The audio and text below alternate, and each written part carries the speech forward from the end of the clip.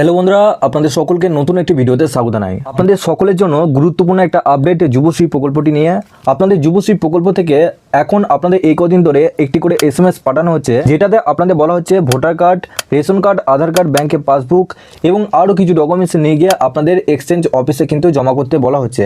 আপনাদের মধ্যে অনেকে কিন্তু এই এসএমএসটা পেয়েছেন, কিন্তু আপনারা হয়তো জানেন না যে এই এসএমএসটা যারা পেয়েছেন তাদেরকে যেতে হবে না সবাইকে যেতে হবে। তো আপনাদের মধ্যে ইউটিউবে কিন্তু অনেকে আপনাদের ভিডিও ছাড়া হচ্ছে, কিন্তু আসল তথ্যটা কিন্তু দিচ্ছে না। আপনাদের অনেকে কিন্তু আছেন যারা এসএমএসটা পেয়েছেন, কাদেরকে যেতে হচ্ছে এবং কাদেরকে যেতে হচ্ছে না সেটাও আপনাদেরকে এই ভিডিওটির মাধ্যমে জানাবো। এবং সবথেকে গুরুত্বপূর্ণ আপডেট, যারা এসএমএসটি পেয়েছেন তাদের জন্য খুবই একটা খারাপ খবর, কারণ আপনাদের এমপ্লয়মেন্ট অফিস থেকে গুরুত্বপূর্ণ একটা আপডেট এসেছে, যেটা আমি ওদেরকে ফোন করে জানতে পেরেছি এবং তারা কি উত্তর দিয়েছে সেটাও আপনাদেরকে জানাবো। তারা কি বলেছে, এমনকি আপনাদের এমপ্লয়মেন্ট ব্যাংকের যুবশ্রী প্রকল্প কিন্তু আপনাদের বন্ধ হয়ে যেতে পারে সেরকম পরিস্থিতি। তো আপনাদের কি নতুন আপডেট এলো সমস্ত কিছু ডিটেলসে জানাবো। তার আগে আপনাদের কাছে একটাই রিকোয়েস্ট করবো, চ্যানেলে নতুন হলে চ্যানেলটিকে অবশ্যই সাবস্ক্রাইব করে বেল নোটিফিকেশনটি অল করে রাখবেন এই ধরনের নতুন কিছু আপডেট সবার আগে পাওয়ার জন্য। আর যারা আগে থেকে সাবস্ক্রাইব করে গেছেন তাদেরকে অসংখ্য ধন্যবাদ। তো চলুন বন্ধুরা ভিডিওটি শুরু করা যাক। তো সবার প্রথম তারা কি জানালো সেই অডিওটা আগে শুনুন, তারপর আপনাদেরকে জানাবো কি কি আপনাদেরকে করতে হবে, কাদের জন্য আপনাদেরকে বলা হচ্ছে এই এসএমএসটা, কাদের জন্য আপনাদের কাজ করতে হবে, আপনাদের মধ্যে কাদেরকে এক্সচেঞ্জ অফিসে যেতে হবে, সমস্ত ডিটেলস আমি পরে জানাচ্ছি। আগে অডিওটা শুনে নিন। নমস্কার স্যার। হ্যাঁ বলুন। বলছি এখন যে এমপ্লয়মেন্ট ব্যাংক থেকে একটা এসএমএস পাঠাচ্ছে, হ্যাঁ বুঝতে পেরেছি। আপনার কি কোনো ফোন গেছিল বা এসএমএস? যে এসএমএসটা আমাদেরকে পাঠিয়েছে সেই এসএমএসটা আমাদেরকে কি কাজ করতে হবে সেটা বলুন। আচ্ছা দাঁড়ান আমি বলে দিচ্ছি। যে ভোটার কার্ড, রেশন কার্ড, আধার কার্ড। আর বাড়িতে অন্য কেউ যুবশ্রী পাই কি? না, পাই না। পায় না?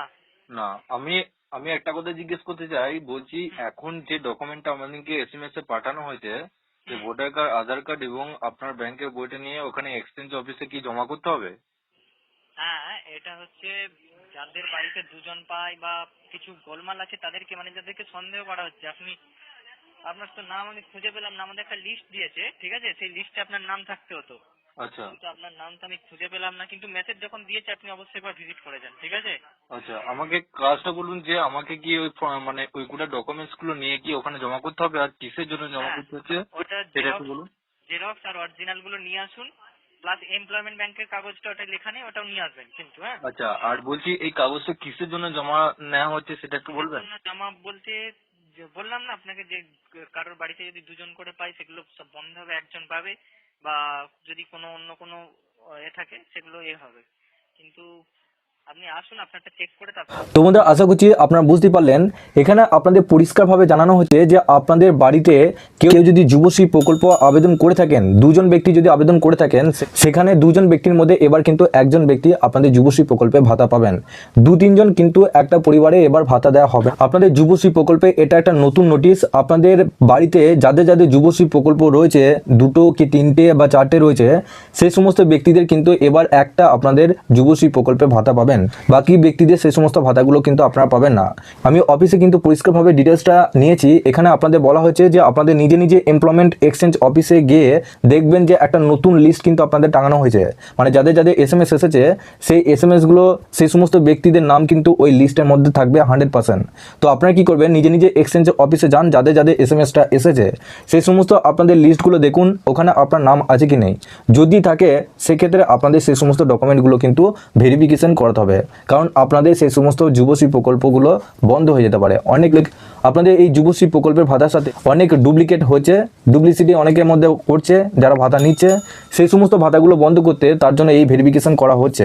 তো আপনাদেরকে বলবো, আপনাদের মধ্যে যাদের যাদের এই এসএমএস এসেছে তাদেরকে বলা হচ্ছে visit your local employment exchange with voter ID, ration card, Aadhaar card, ব্যাংকের পাসবুক।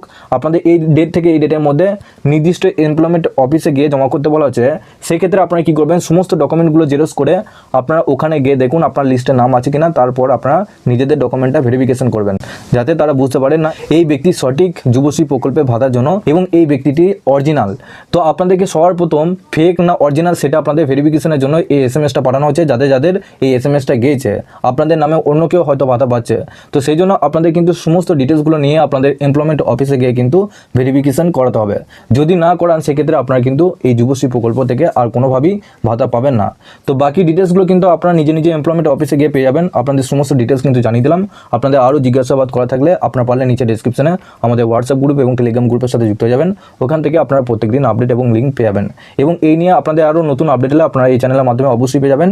সবার শেষে আপনাদের কাছে একটা রিকোয়েস্ট করবো, চ্যানেলে নতুন হলে চ্যানেলটিকে অবশ্যই সাবস্ক্রাইব করে বেল নোটিফিকেশনটি অল করে রাখবেন এই ধরনের নতুন কিছু আপডেট সবার আগে পাওয়ার জন্য। আর যারা আগে থেকে সাবস্ক্রাইব করে গেছেন তাদেরকে অসংখ্য ধন্যবাদ। তো চলুন বন্ধুরা, পরে ভিডিওতে দেখা হচ্ছে এরকমই নতুন কিছু আপডেট নিয়ে।